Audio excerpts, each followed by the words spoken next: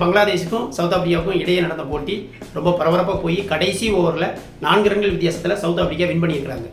இந்த மேட்சை பொறுத்த வரைக்கும் ஒரு மோசமான ஒரு ரூல்னால தான் பங்களாதேஷ் தோத்தாங்க அப்படின்னு சொல்லலாம்.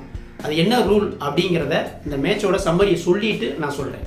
ஃபஸ்ட்டு பேட்டிங் பண்ண சவுத் ஆப்பிரிக்கா 113 ரன்கள் மட்டும்தான் அடித்தாங்க. இதை தொடர்ந்து பேட்டிங் பண்ண பங்களாதேஷ் 50 ரன்களுக்கே 4 விக்கெட் போயிடும். இருந்தாலும் போராட்டத்தை வெளிப்படுத்துவாங்க. கடைசி 3 ஓவருக்கு 20 ரன்கள் அடிக்கணும் அப்படிங்கிற ஒரு சூழ்நிலை. பிரேக்கிங் பாயிண்ட், அதாவது டேர்னிங் பாயிண்ட் அமைஞ்சது அந்த 18வது ஓவர் தாங்க. 3 ஓவருக்கு 20 ரன் அப்படிங்கிறது, 18 பாலுக்கு 20 ரன் அப்படிங்கிறது T20 ஃபார்மேட்டில் ஈஸியாக எடுக்கக்கூடிய அடிக்கக்கூடிய ஸ்கோர் தான். ஆனாலும் 18வது ஓவர் மேட்சோட ரிசல்ட்டை மாற்றிருச்சே அப்படின்னு சொல்லலாம். 18வது ஓவர் போட வந்தது ரபடா 2 ரன்கள் மட்டும் கொடுத்து அந்த ஓவரில் ஒரு விக்கெட் எடுக்கிறாப்பு.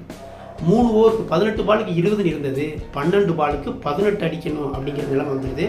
இதை தொடர்ந்து 19வது ஓவரில் 7 ரன்கள் அடிக்கிறாங்க. கடைசி ஓவரில் 11 ரன்கள் அடித்தா வெற்றி அப்படிங்கிற ஒரு நிலை. ஆனாலும் அதிரடி பேட்ஸ்மேன் மஹ்மூதுல்லா இருக்கிறாப்புல. பங்களாதேஷ் ரசிகர்கள் ரொம்பவே ரொம்ப ரொம்ப ரொம்ப நம்பிக்கையோடு இருக்கிறாங்க. ஏன்னா ஸ்டேடியத்தில் பங்களாதேஷருக்கு அவ்வளோ ரசிகர்கள் இருக்கிறாங்க உள்ள. இதை தொடர்ந்து கடைசி ஓவர் போட வர்றாங்க. ரன்னர் எண்டில் மஹ்மூதுல்லா மாட்டிக்கிறாப்புல. ஃபஸ்ட்டு பால் ஒய்டு, 2வது பால் 2 ரன், 3வது பால் சிங்கிள். முதல் 2 பாலுக்கு ஒய்டை சேர்த்து 4 ரன்கள் அடிக்கிறாங்க. அப்போ 4 பாலுக்கு 7 அடிக்கணும். 3வது பாலில் ஒரு விக்கெட் விழுந்துருது. 3 பாலுக்கு 7 அடிக்கணும். அந்த 4வது பாலில் ஒரு சிங்கிள் போகுது. மஹ்மூதுல்லா இந்த எண்டுக்கு வந்துடுறாப்புல. 2 பாலுக்கு 6 ரன் அடிக்கணும் அப்படிங்கிற ஒரு பரபரப்பான கட்டம். பங்களாதேஷ் ரசிகர்லாம் ரொம்ப அப்படியே எக்ஸைட்மெண்ட்டோடு காத்திருக்கிறாங்க. ஏன்னா மஹ்மூதுல்லா ஒரு பெரிய ஹிட்டர். மஹ்மூதுல்லா ஈஸியாக 6 அடிக்கக்கூடிய எபிலிட்டி உள்ள ஆள். அதனால் ஈஸியாக வாய்ப்பு இருக்குது அப்படிங்கெல்லாம் நம்பிக்கிட்டு இருந்தாங்க. அதே போல் 5வது பால் ஃபுல் டாஸாக விழுகுது. ஒரு பெரிய ஷாட் அடிச்சிடறாப்புல ஸ்ட்ரைட்டில். ஆல்மோஸ்ட் அது 6ன்னு தான் எல்லோரும் நினச்சாங்க. நானே அந்த ஷாட் பார்த்த உடனே கன்ஃபார்மாக 6 மேட்ச் முடிஞ்சிச்சு அப்படின்னு தான் நினச்சேன். ஆனால் ஸ்ட்ரைட்டில் கரெக்டாக ஜம்ப் பண்ணி அந்த கேட்ச் சவுத் ஆப்பிரிக்கா பிளேயர் ஒருத்தர் எடுக்கிறாப்புல.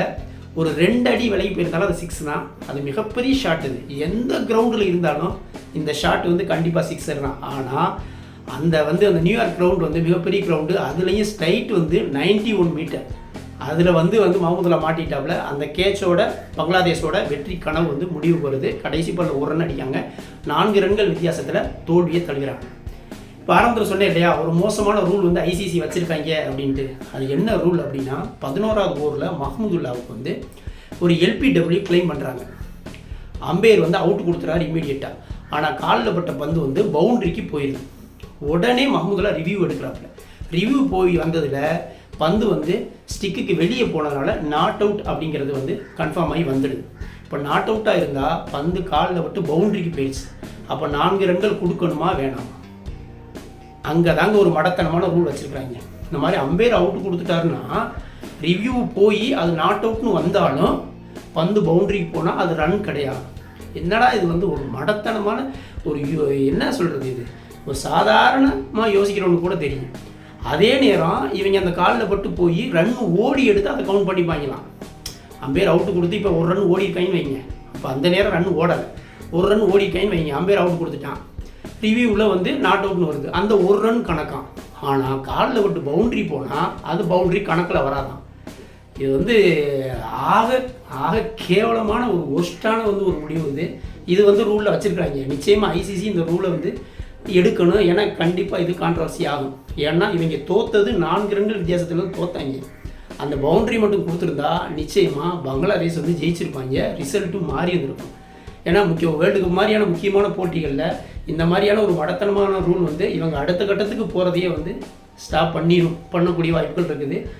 அந்த வித்தியாசமே தோத்த வித்தியாசமாக அந்த 4 ரன்கள் தான். அதனால் இது நிச்சயமாக இது மிகப்பெரிய இம்பேக்டை க்ரியேட் பண்ணும். முன்னாள் வீரர்கள்லாம் பேச ஆரம்பிச்சிட்டாங்க. ஐசிசி அதை அந்த ரூலை மாற்ற வேண்டிய கட்டாயத்துக்கு நிச்சயமாக போகும். அடுத்தடுத்த வீடியோக்களை சந்திப்போம். வீடியோ பிடிச்சிருந்தா லைக் கமெண்ட் பண்ணுங்கள். குறிப்பாக சப்ஸ்கிரைப் பண்ணுங்கள். நன்றி.